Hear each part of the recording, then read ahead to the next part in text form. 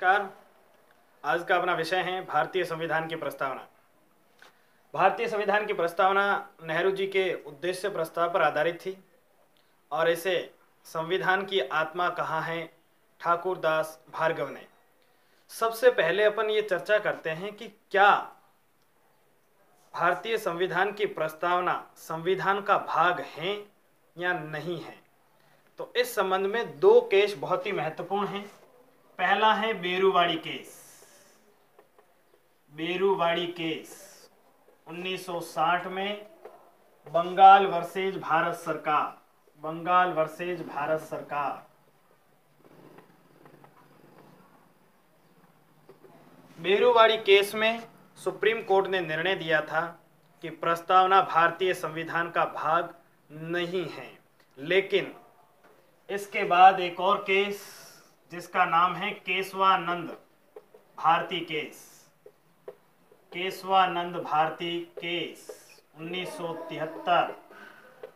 Date याद रखना 24 अप्रैल 1973। और इसके अलावा एक बात और इस केस की याद रखनी है, वो है इसी केस के अंतर्गत आज दिन तक की सबसे बड़ी संवैधानिक पीठ का गठन किया गया था। इस केशवानंद भारती केस में यह बात प्रूफ हुई कि प्रस्तावना भारतीय संविधान का भाग है।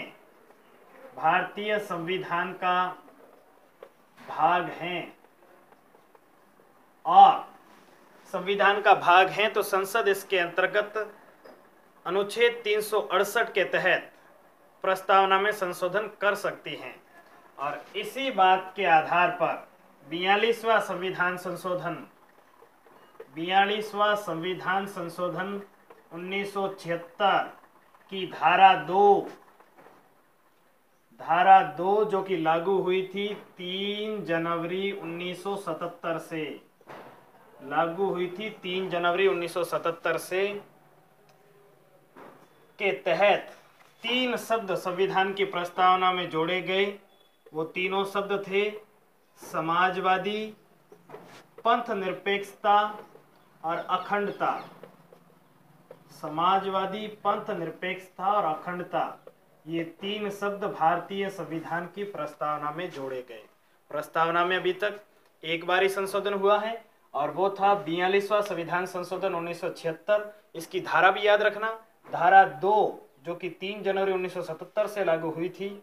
इसके तहत 3 शब्द भारतीय संविधान की प्रस्तावना में जोड़े गए।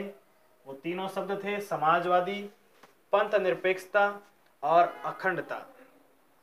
भारतीय संविधान की प्रस्तावना का पहला शब्द हम भारत के लोग, जो कि भी रीट के एग्जाम में पूछा गया था, हम भारत के लोग, यह इस बात का पर्याय है कि भारतीय संविधान में जनता सर्वोच्च है, जनता को सर्वोच्च माना गया है। भारतीय संविधान की प्रस्तावना 5 विशेषताएं बताती हैं। संविधान की 5 विशेषताओं का उल्लेख किया गया है। उसके अंदर पहली विशेषता है संपूर्ण प्रभुत्व संपन्न। संविधान की पहली विशेषता जो प्रस्तावना के अंतर्गत उल्लेखित है वो है प्रभुत्व संपन्न। प्रभुत्व संपन्न से तात्पर्य है कि भारत अपने राज्य क्षेत्र के अंतर्गत, अपने भौगोलिक क्षेत्र के अंतर्गत सर्वोच्च है तथा यह किसी भी अन्य राज्य के अधीन नहीं है। दूसरी विशेषता है समाजवादी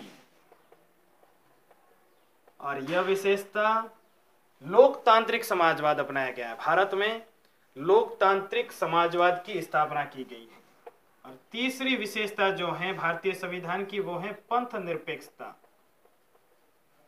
पंथ निरपेक्षता यह शब्द 42वें संविधान संशोधन के द्वारा जोड़ा गया था। पंथ निरपेक्षता से तात्पर्य धर्म विरोधी नहीं है। यहाँ पर पंथ निरपेक्षता का तात्पर्य है लौकिकता को आध्यात्मिकता पर वरीयता देना। साथ ही साथ सभी धर्मों के धार्मिक भेदों का सम्मान करते हुए सभी धर्मों के अंतर्गत सहयोग और सहिष्णुता की भावना पर बल देना। चौथी विशेषता जो प्रस्तावना में बताई गई है संविधान की वो है लोकतांत्रिक।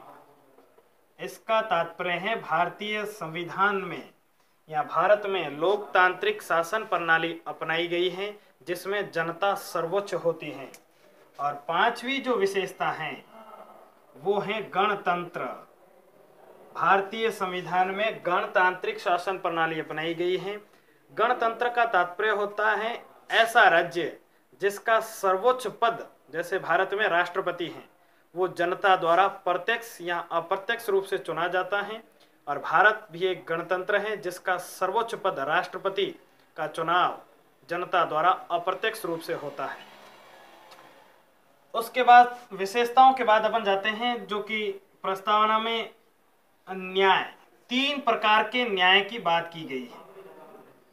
भारतीय संविधान की प्रस्तावना में 3 प्रकार के न्याय की बात की गई है और ये रूस के संविधान पर आधारित हैं। तीनों प्रकार के न्याय, न्याय है सामाजिक न्याय, आर्थिक और राजनीतिक। संविधान की प्रस्तावना में 3 प्रकार के न्याय का उल्लेख किया गया है। सामाजिक न्याय ये वापस संविधान के अंतर भी अनुच्छेद 15, 16, 17 और 18 के अंतर्गत भी उल्लेखित हैं। राजनीतिक न्याय 19 और 326, आर्टिकल 19 और 326 के तहत भी उल्लेखित हैं। न्याय से आगे अपन बात करते हैं तो प्रस्तावना के अंदर स्वतंत्रता का उल्लेख किया गया है और प्रस्तावना में 5 प्रकार की स्वतंत्रताओं का उल्लेख किया गया है।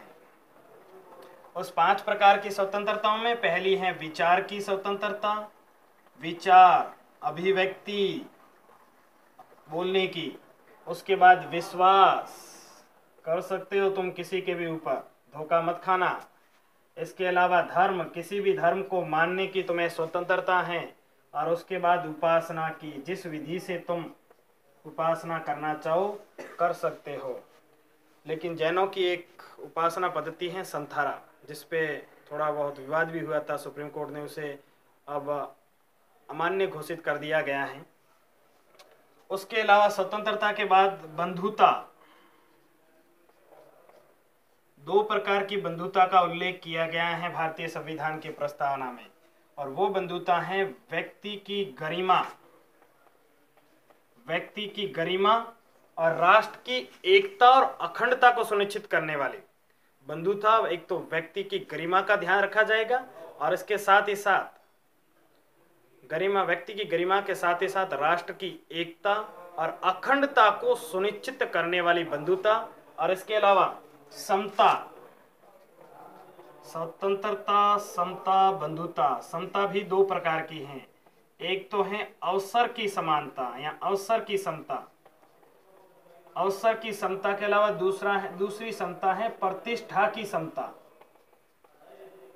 2 प्रकार की समता का उल्लेख किया गया है और ये तीनों ही फ्रांस की क्रांति से संबंधित हैं।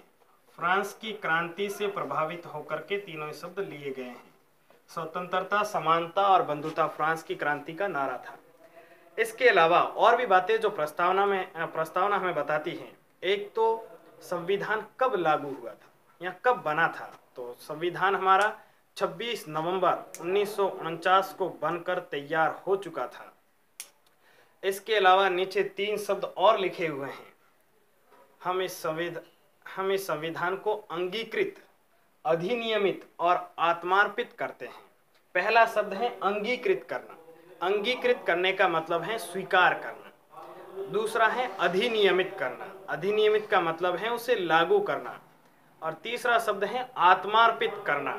आत्मार्पित का तात्पर्य होता है हम खुद के ऊपर इस संविधान को लागू करते हैं। इसके अलावा 1-2 बातें और, जैसे N.A. पालकीवाला ने इसे भारतीय संविधान का आइडेंटिटी कार्ड कहा है और अर्नेस्ट बर्कर ने इसे संविधान का की नोट कहा है।